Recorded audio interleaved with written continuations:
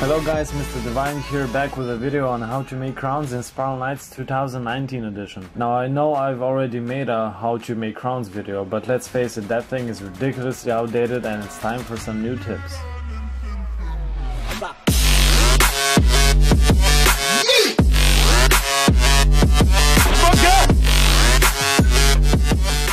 So I'm guessing the reason you searched this video is because you have little or completely no idea on how to successfully make crowns in Spiral Knights. If you do and you're just looking for some extra pointers, then I'd suggest skipping ahead in the video past the rank guide, because we're going to start from the start on how to make crowns with the Knight rank. Okay, so let's say a Knight has a budget of 5,000 crowns or more. What can you do with it to make more? If you just started the game, I would suggest doing the boss Snarble on normal, not to focus on getting crowns so much, but to focus on getting the hang of the battle mechanics of the game, which will make your progress more enjoyable, and also you'll get a nice amount of crowns from defeating Snarble depending on the difficulty, from 2,000 to 3,000 crowns per battle. Other than crowns, you also get Freemius Fang tokens, which you can trade for weapons or materials at Brinks, the token trader.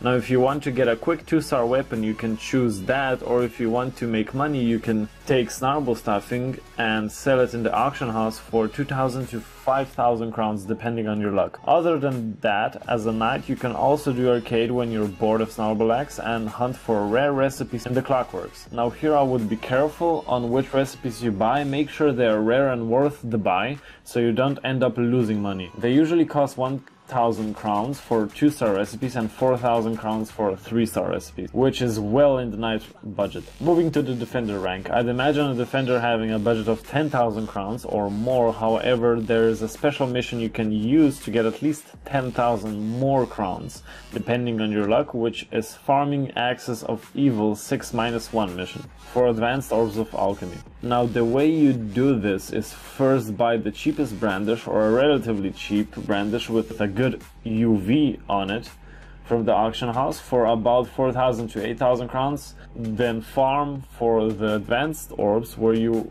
also have a chance of getting elite orbs depending on your luck. Then transmute the brandish to one of the brandish types, such as Nightblade, Fireburst or Iceburst brandish, and sell it on the auction house for about 25 to 30,000 crowns. The price can raise depending on the useful UV you have on the weapon. Also remember that once you equip the weapon, you're not gonna be able to sell it anymore. Other than that, Jelly King should be no problem for a Defender. He offers a good source of farmed crowns, where you also get the boss tokens and golden slime coins, which you can use in the slime casino, or sell it to a vendor merchant for 100 crowns. The same thing can be done with Jelly Glue and Snarble stuffing. It's just up to you on which boss you can farm better. Other than that, a Defender can also delve into the Clockworks for recipes, though you have a chance of finding higher tier rare recipes, and as I said before, make sure they are rare so you don't lose money. Now moving on to the Champion. I'd easily say a Champion has a budget of 20,000 crowns or more. Now here you're starting to get more options, as in using the energy trade to generate passive income, such as issuing energy buy and sell orders. At the same time, the depot does take a percent away. However, you make about 200 to 400 crowns for each energy trade. Also, it doesn't take a lot of time, it just sits there and waits to be bought. Personally, I think this is a good way to making passive crowns when you just have a lot of money sitting in your account gathering dust. I wouldn't suggest Roramos twins to be farmed, even though a Champion would be fully capable of doing so, due to the amount of time the mission demands. I'd suggest sticking to Jelly King until you get enough experience to actually do Vanaduk by yourself, which, trust me, is no big deal, and he dies just as fast as the other bosses. You can do the same sell for boss materials with Roramos twins and Vanaduk, only the price being higher, of course, with Shimmer Scrap at 10,000 to 15,000 crowns, and Dark Ember being at least 25,000 crowns. Also, when delving deep into tier 3 Clockworks, you can obtain some of the rarest recipes, such as Divine Avenger, Crest of Alma or Barbarous Thorn Shield, which can fetch up to 10,000 or more crowns profit. Finally, we have the fully developed 5-star Vanguard with a budget of more than 25,000 crowns. I'm assuming you already know the previous methods of farming, such as boss runs, recipe runs, selling the boss materials or weapons to vendors. So we're going to go to more advanced stuff such as auction house, farming events, buying and selling items. So for the auction house, the things you need to know is supply and demand. The more items the auction house has, the lower the price is going to be. For example, if 3 Starburst stuffings are already posted, one for 8,000 crowns and the last for 3,000 crowns, really the best thing you can do is just wait it out so the demand for the item increases. I realize this is hard at times, but it's up to you if you rather make 3,000 or 8,000 crowns. Once you get the hang of the auction house, or if you already do, you can expand your product sales, such as buying orbs of alchemy with energy in packs of 3 and selling them individually for a profit. Again, here the supply and demand applies.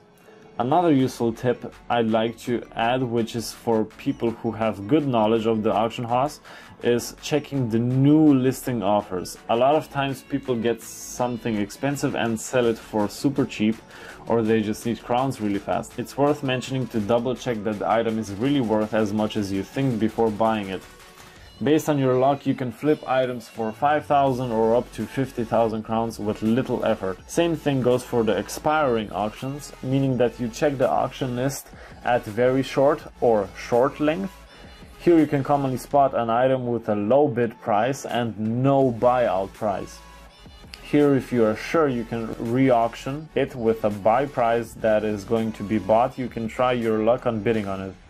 Here I would also advise waiting until the item gets very short timing on it. If you are a Vanguard, you most likely have been a part of an event such as March of the Turtle Drones, Shroud of Apocrypha, Winterfest, Caketastrophe.